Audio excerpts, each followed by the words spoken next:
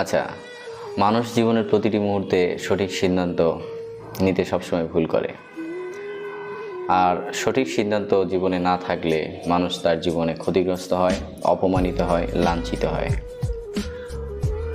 আর আপনি যদি সঠিক সিদ্ধান্ত নীতি অনুসারে কাজ করেন তাহলে জীবনের মান, জীবন, আপনার সময় সব কিছু ভালো যাবে, আপনার জীবন উন্নত হবে, কেউ আপনাকে বিপদে ফেলতে পারবে না। তো প্রথম হচ্ছে, আমার কাছে যেটা মনে হয়, নিজেকে কখনো বড় করে প্রকাশ করবেন না। আপনি যদি আপনাকে অন্যের কাছে বড় করে প্রকাশ করেন তাহলে আপনি অন্যের কাছে কোনো মূল্যায়ন পাবেন না, এটাই নিয়ম। কারণ আপনার নিজেকে বড় করে প্রকাশ করার যে প্রবণতা বা যে ইচ্ছা বা যে স্বাদ, এটা আপনাকে অন্যের কাছে বড় করে তুলবে না, বরং এটা আপনার অহংকার, এটার জন্য মানুষ আপনাকে ঘৃণা করবে। তাই আপনি যদি মানুষের মন জয় করতে চান, আপনি যদি মানুষকে ভালোবাসতে চান, মানুষের সাথে মিশতে চান, তাহলে আপনাকে বিনয়ী নম্র আচরণ করতে হবে। আর বিনয়ী নম্র আচরণ মানুষের মন জয় করে, এটা মানুষের মন জয় করার একটা চাবিকাঠি। তাই আমি আপনাকে বলবো, নিজেকে কখনো বড় প্রকাশ করবেন না, বড় প্রকাশ করাই মহত্ব নয়। দ্বিতীয় যে বিষয়টা হচ্ছে, সেটা হচ্ছে আপনি ভুল স্বীকার করুন। ধরুন আপনি একটা ভুল করেছেন, সামহাও আপনার প্রিয়জন, আপনার আত্মীয় স্বজন, বাবা মা বা আপনার বন্ধু ভুল করেছেন, তো আপনি ভুলটি স্বীকার করুন, স্বাচ্ছন্দ্যে স্বীকার করুন যে আমি ভুল করেছি, হয়তো বুঝার বলে বা হয়তো ইচ্ছায় বা অনিচ্ছায়। কিন্তু আপনি যদি ভুল স্বীকার করেন, সেক্ষেত্রে আপনার আত্মজ্ঞান, সাহসিকতার একটা পরিচয় প্রকাশ পাবে। আর এই ভুল স্বীকার করার পাশাপাশি আপনি থ্যাংক ইউ, প্লিজ বা ধন্যবাদ বা অনুগ্রহ করে আমাকে ক্ষমা করে দিন, এই ধরনের শব্দগুলো ব্যবহার করতে পারেন।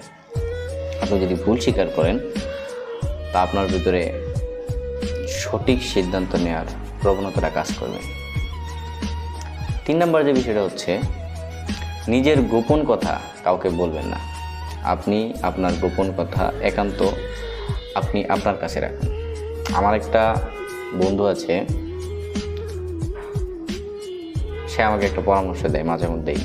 বন্ধু না, আমাদের মসজিদের ইমাম সাহেব, বন্ধুর সাথে মতোই মেলামেশা করি তার সাথে। তো তিনি আমাকে সবসময় বলেন যে, মাসুদ ভাই, জীবনে এমন কিছু গুরুত্বপূর্ণ কথা আছে বা এমন কিছু গোপন কিছু বিষয় আছে যেগুলো আসলে কাউকে বলা যায় না বা কাউকে বলতে হয় না, প্রকাশ করতে হয় না, এমনকি আপনার স্ত্রীকেও না। কারণ আপনি যদি আপনার গোপন বিষয়গুলো মানুষের সাথে শেয়ার করেন, কাউকে অন্ধভাবে বিশ্বাস করেন, সে কোনো না কোনো সময় আপনাকে বিপদে ফেলতে পারে বা এটা নিয়ে আপনাকে খোঁটা দিতে পারে বা আপনাকে ছোট করতে পারে। আর ওই সময় আপনি নিজে থেকে বা নিজেকে ছোট মনে করবেন বা কষ্ট অনুভব করবেন। তো এই জন্য নিজের গোপন কথা কাউকে প্রকাশ করার দরকার নেই। দরকার কি আমার গোপন কথা আরেকজনের সাথে শেয়ার করা? কোনো প্রয়োজন নেই। হ্যাঁ, কিছু কথা আছে যেগুলো বলতে হয়, যেগুলো না বললে নয়, সেটা ব্যতিক্রম হতেই পারে। তবে চেষ্টা করবেন সবসময় নিজের গোপন কথাগুলো নিজের ভিতরে ধরে রাখা।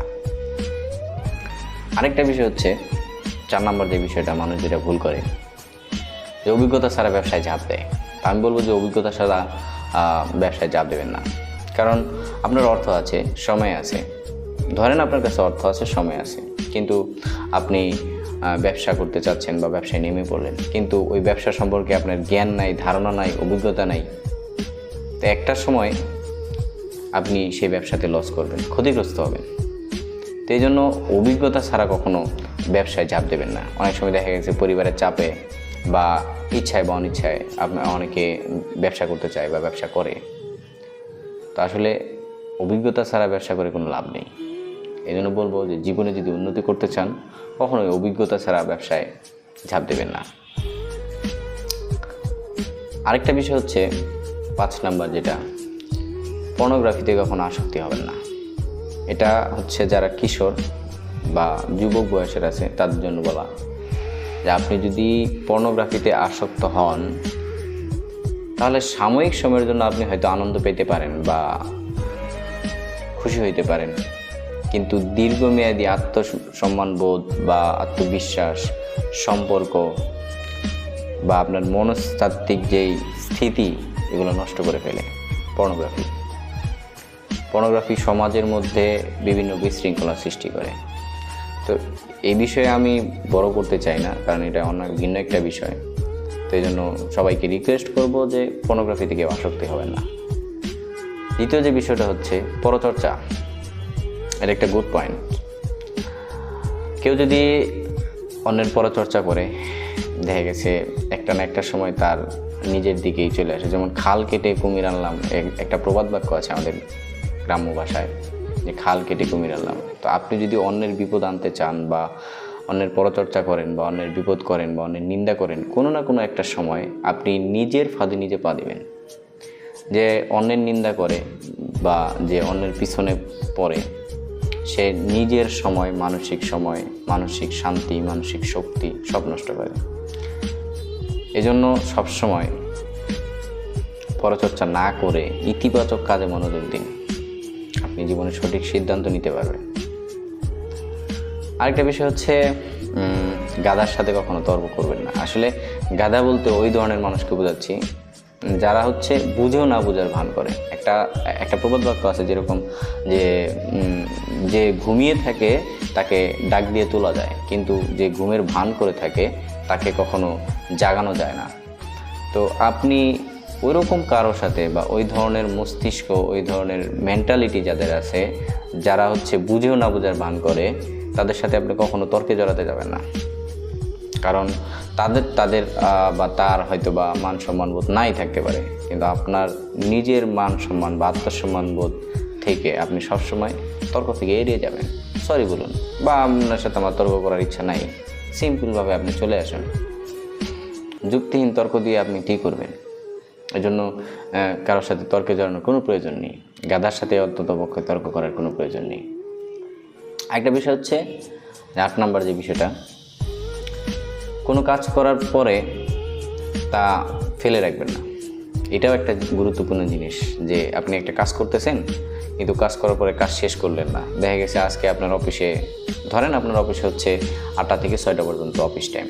তো 8টা থেকে 6টা পর্যন্ত আপনি অফিস করতেছেন, কিন্তু আপনার অফিসের কাজের চাপে বা কাজের জন্যে আপনি কাজটা 6টার মধ্যে শেষ করতে পারলেন না, ওভার 6টা হয়ে গেছে বা 7টা বেজে গেছে। তো আপনি যদি মনে করেন যে এটা আমার অফিসের কাজ, আমি 6টার সময় চলে আসবো, অফিসে বাকি কাজ রেখে আসবো, আগামীকালকে এসে পরে করব, এটা আপনার একটা বোকামি। কারণ আপনার যেই কাজটা আপনি করবেন, সঠিক যে কাজটা আপনি করতে চান, সেই কাজটা আপনি শেষ করে তারপরে আসুন। আর আপনি সঠিক সময়ে যদি সঠিক কাজ করেন, কখনো আপনি পিছু হবেন না। যদি কাজ ফেলে রাখেন, তাহলে সেই কাজ কখনো সম্পন্ন হবে না। হ্যাঁ হবে, আপনি পরের দিন এসে কাজ করতে পারবেন, কিন্তু পরের দিনের যে কাজটা জমে যাবে বা যে কাজটা আপনার ছিল সঠিক সময়ে, সেটা আপনি সঠিক সময়ে করতে পারবেন না, সে সম্ভাবনা নেই।